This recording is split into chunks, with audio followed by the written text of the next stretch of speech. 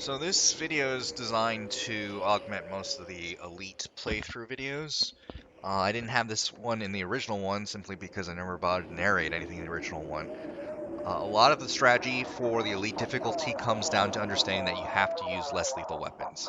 There's no way to actually beat the mission if you use a lethal weapon, because if you incapacitate any suspect, you actually lose more points than you can afford to pass the mission, which is 95 points.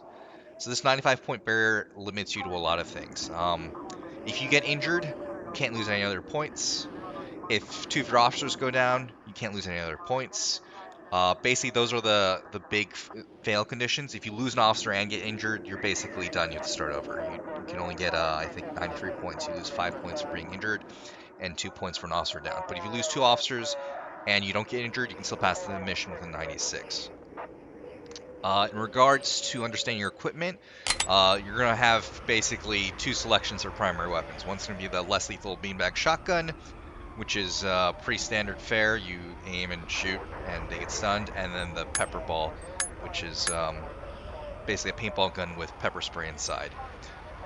Early on, you can use the pepper ball. Afterwards, starting towards about the 5th mission, I believe it's called Red Library, enemies start getting gas masks. You have to check to make sure they don't have gas masks. If they have gas masks, pepper ball does not work on them. The other problem with the pepper ball is that it doesn't force compliance as easily as the beanbag. If you pepper ball them and they don't cooperate, additional pepper balls typically don't convince them to do that. You're going to have to pull out your taser to get them to cooperate. With a beanbag shotgun, if you use that and they don't cooperate the first time, additional beanbags may work. The other benefit of using these less lethal weapons yourself is that you can fire them without asking for compliance, and it doesn't count as an excessive use of force or deadly force. If you do this with a normal gun, you will find that you lose a lot of points really quickly on the lower difficulties, which is why having these less lethal weapons is effective. In regards to the gas mask, the other thing the gas mask protects from is obviously pepper spray and the CS gas. So the gas masks, do not use pepper spray on them, it will not work. I usually carry a can of pepper spray just in case because it's easier to clear corners versus a pepper ball or a shotgun because they go everywhere and they usually take a little longer. And the pepper spray is like a beam spray of it so that you can get multiple hits on the target or medium range. Much better than a taser where if you fire and you miss, you're basically dead. In terms of grenades, I'll usually carry flashbangs. If they have no gas masks, I'll carry a can of CS gas. I avoid using stingers because they can accidentally kill enemies and civilians. And it's just so RNG. If it gets underneath someone, it'll knock them out, and then that screws over your score. So flashbangs and CS is typically what I recommend. I also carry an Opti Wand just for myself. I find that the AI is usually a little questionable about reporting enemies, and if you know the spaces enemies spawn, it's easier for you to Opti Wand yourself. In terms of what you give your partner officers, usually you give them either the beanbag or the pepper spray or a pepper ball, depending on what the mission requires. In most cases, just giving them all beanbag shotguns is sufficient, with a taser on the side. In terms of tactical, they don't need pepper spray. You usually carry that by yourself. I usually give them a mix of flashbangs and CS. I don't switch out the CS gas on the gas mask levels because I usually don't need that many flashbangs.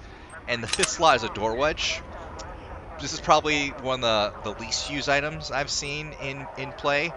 It gives you a benefit of locking off doors, which is super helpful in missions where there's a lot of verticality. It prevents them from being able to patrol around the map and locks them into a certain area. So as you move towards an area, you'll notice that enemies will try to get through the door and they can't. And they all just funnel into a single area that allows you to easily flashbang or gas them, and allows you to prevent them from running back in areas you've already cleared.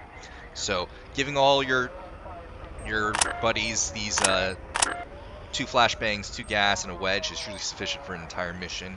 Sometimes you can probably get away with an additional wedge or 2. I've never actually used all the grenades in breaches, so that's typically what I do, is just 1 or 2 wedges per officer. In terms of breaching, the options are the shotgun and the C2. The problem with the C2 is obviously you'll incapacitate or kill the person behind the door, so I typically find the shotgun is much easier to use and doesn't take as much setup time. It doesn't get as glitchy if someone's trying to open the door in front of you. And those are pretty much the setups for that. The other thing that's important to remember is that when you go to a briefing and you go to the entry area, there are typically two spawn points for most of the later maps, and changing these changes how the mission plays out. For example, if you enter through side one level one here for the last mission, um, it gives you a lot of access. So you can see here on the map, it gives you a lot of access to the second floor immediately, and allows you to choose whether you clear the second floor or the first floor. And typically, there's not going to be any enemies in the lobby if you do that. If you do the service entrance, you spawn, I believe, on the second floor.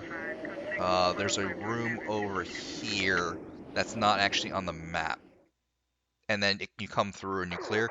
This gives you basically a safe way to funnel into the second floor, but obviously it makes the lobby a little harder to clear. So you have to weigh those, positives and downsides.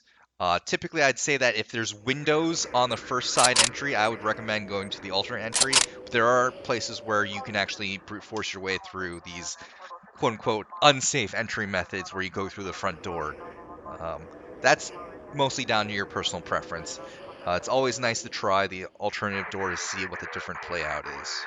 That's basically it for the general planning strategy. Most of going through the missions is just down to understanding how enemy AI reacts and their body motions. And you'll see a lot of times that if you see a certain enemy acting a certain way, you'll know whether or not you have to fire a beanbag or whether you're to be concerned. And that's really applied throughout the entire mission. It's just a bunch of individual circumstances, how much force you apply, and how you attack a single room. So each room needs to be cleared at a single time, but at the end of the day, you have to map all those together. So you'll see me in a lot of missions clear harder objectives first, and then easier objectives after that.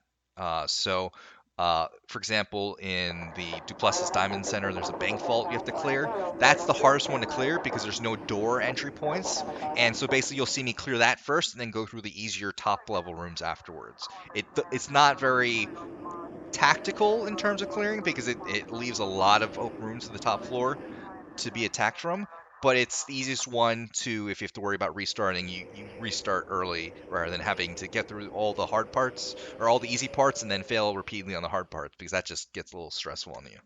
So that's it for the strategy for SWAT 4. So feel free to watch through the videos. If you have any questions, you can leave a comment and just let me know, and I can probably cover that specific strategy for you guys. Anyways, that's it. Thanks, guys.